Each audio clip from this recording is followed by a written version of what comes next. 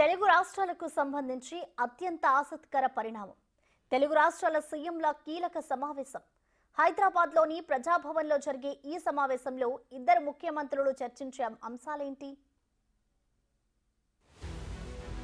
తెలుగు రాష్ట్రాల సీఎంలు జూలై 6న సమావేశమవుతున్నారు. హైదరాబాద్లోని ప్రజాభవన్లో ఈ సమావేశం జరుగుతోంది. గత 10 ఏళ్లలో తెలంగాణ, ఏపీలో ఉన్న సమస్యలపై సీఎంలు చంద్రబాబు, రేవంత్ రెడ్డి చర్చిస్తారని కాంగ్రెస్ నాయకులు చెబుతున్నారు. దశాబ్ద కాలంగా పెండింగ్ లో ఉన్న అంశాలను చర్చించి పరిష్కరించే దిశగా నిర్ణయాలు కూడా ఉంటాయంటున్నారు. దశాబ్ది కాలం నుండి పెండింగ్ ఉంటున్నటువంటి విషయాలన్నీ కూడా ఒక పాజిటివ్ వాతావరణంతో ఇద్దరు ముఖ్యమంత్రులు ప్రజల మధ్యలో, అది కూడా ప్రజాభవన్లో కూర్చొని ఏమి డోర్లు పెట్టుకొని మాట్లాడేటటువంటి సీక్రెట్లుగా గతంలో జరిగినట్టు. సో ఏది జరిగినా ప్రజల ముందే జరుగుతుంది కాబట్టి దీర్ఘకాలికంగా ఉంటున్నటువంటి పెండింగ్ థింగ్స్ అన్నిటినీ కూడా పరిష్కరించుకునే దాని గురించి చర్చలు జరగబోతున్నాయి అనేటటువంటిది చాలా స్పష్టంగా మనకైతే కనిపిస్తుంది. సామరస్యపూర్వకమైన వాతావరణంలో విభజన అంశాలను ఇరు రాష్ట్రాల సీఎంలు చర్చిస్తారని తెలుస్తోంది. విద్యుత్ బకాయిలపై మాట్లాడుకొని పరిష్కరిస్తారని కొందరు నాయకులు అనుకుంటున్నారు.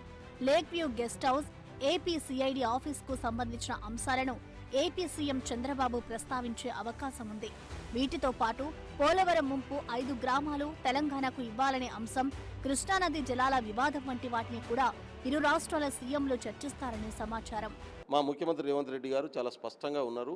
పార్టీ లైన్లో ఇక్కడ ప్రజలకు ప్రయోజనం ఇచ్చే ఒక ప్రజాపాలన నడిపిస్తున్నాడు. అందుకనే ఇప్పుడు ముఖ్యమంత్రులు కూర్చోవడం వల్ల పరిష్కారం కానీ 9th షెడ్యూల్లో ఉన్నటువంటి ఆస్తుల పంపకాలు కావచ్చు, అదేవిధంగా విద్యుత్తుకు సంబంధించినటువంటి అంశాలు కావచ్చు, మిగతా అంశాలు కావచ్చు, ఉద్యోగులకు సంబంధించినటువంటి అంశాలు కావచ్చు, ఇవన్నీ కూడా ఇరు రాష్ట్రాల ముఖ్యమంత్రులు ఒక సౌభ్రాతృత్వమైనటువంటి వాతావరణంలో కూర్చొని మాట్లాడుకొని పరిష్కరించుకుంటాం. ఇది ఇప్పటికీ పంపకాల జరగనటువంటి అంశాలు పంపిణీ జరిగేటటువంటి పరిస్థితి తీసుకొస్తాం.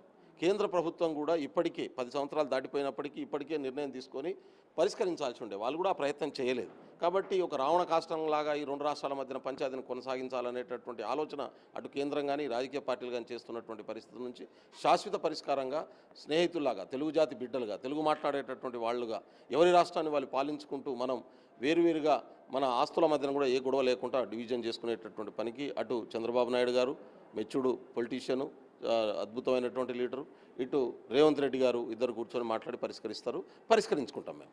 ఇరు రాష్ట్రాల మధ్య సమస్య పరిష్కారం కోసం గతంలో 2 సార్లు సీఎంలు భేటీ అయ్యారు. నాటి ఏపీ ముఖ్యమంత్రి జగన్మోహన్ రెడ్డి, తెలంగాణ ముఖ్యమంత్రి కేసీఆర్ మధ్య ప్రగతి భవన్లో చర్చ జరిగింది. ఇరు రాష్ట్రాల మధ్య ఉన్న అన్ని సమస్యలపై చర్చించేందుకు కేసీఆర్, జగన్మోహన్ రెడ్డి భేటీ అయ్యారు. అయితే అది పొలిటికల్ మీటింగ్ తప్ప ప్రజల సమస్యలపై చర్చ జరగలేదని అప్పట్లో విమర్శలున్నాయి. ఒక తెలంగాణ ఉద్యమకారుడిగా, ఉద్యోగాన్ని వదులుకొట్టి తెలంగాణ కోసం కొట్లాడినటువంటి వాడిగా, తెలంగాణ రాష్ట్ర సాధన ఉద్యమంలో ఒక పాత్ర పోషించినటువంటి వాడిగా స్వాగతిస్తూ ఉన్నాను నేను. ఎందుకంటే తెలుగు ప్రజలుగా కలిసి ఉందాము, ఎవరి సమస్యలు వాళ్ళు పరిష్కరించుకుందాము, ఎవరి రాష్ట్రాన్ని వాళ్ళు ఏలుకుందాము, ఎవరి వాటాను వాళ్ళు సంపాదించుకుందాం అనే ఉద్దేశంతో ఈ రాష్ట్రం కోసం కొట్లాడి రాష్ట్రాన్ని తెచ్చుకున్నాం. కానీ గత 10 సంవత్సరాలుగా 2 సార్లు ముఖ్యమంత్రిగా కేసీఆర్ గారు ఉన్నారు.